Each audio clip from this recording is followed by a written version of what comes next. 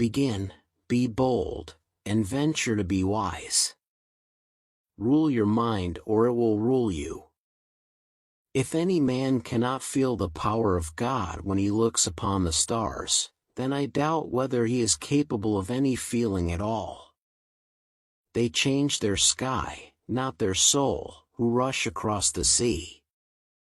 Live as brave men, and if fortune is adverse, front its blows with brave hearts. He who is greedy is always in want. He who has begun is half done, dare to know. Adversity has the effect of eliciting talents which, in prosperous circumstances, would have lain dormant. Anger is a brief madness. Wisdom is not wisdom when it is derived from books alone. A picture is a poem without words. In love there are two evils, war and peace. Whatever advice you give, be brief. Once a word has been allowed to escape, it cannot be recalled. He will always be a slave who does not know how to live upon a little. He who feared that he would not succeed sat still. Without love and laughter there is no joy, live amid love and laughter. Cease to ask what the morrow will bring forth, and set down as gain each day that fortune grants. Mingle a little folly with your wisdom, a little nonsense now and then is pleasant. He who has begun has half done. Dare to be wise, begin.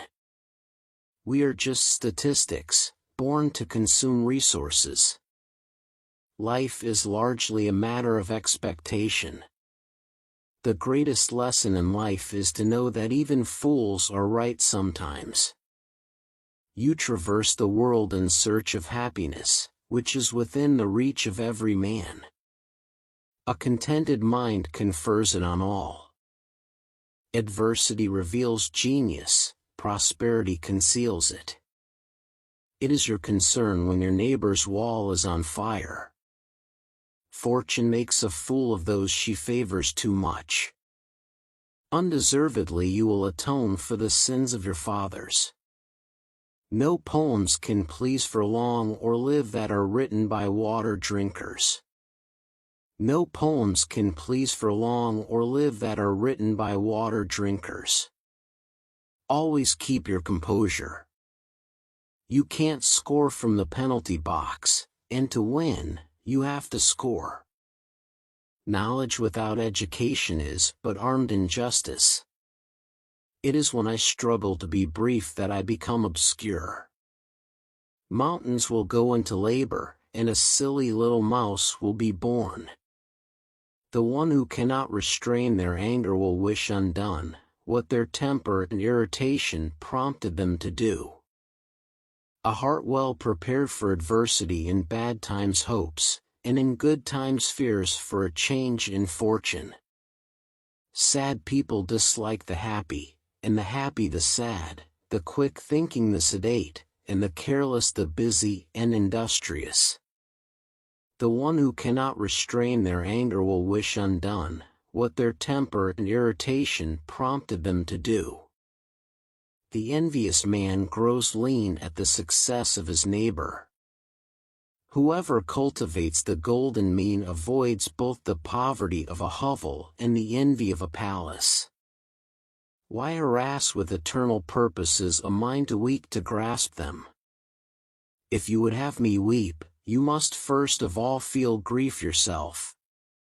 It is of no consequence of what parents a man is born, as long as he be a man of merit. Suffering is but another name for the teaching of experience, which is the parent of instruction and the schoolmaster of life. Usually the modest person passes for someone reserved, the silent for a sullen person. He is armed without who is innocent within, be this thy screen, and this thy wall of brass. This is a fault common to all singers, that among their friends they will never sing when they are asked, unasked, they will never desist. Avoid inquisitive persons, for they are sure to be gossips. Their ears are open to hear, but they will not keep what is entrusted to them. A shoe that is too large is apt to trip one, and when too small, to pinch the feet. So it is with those whose fortune does not suit them. Refrain from asking what's going to happen tomorrow, and every day that fortune grants you, count as gain.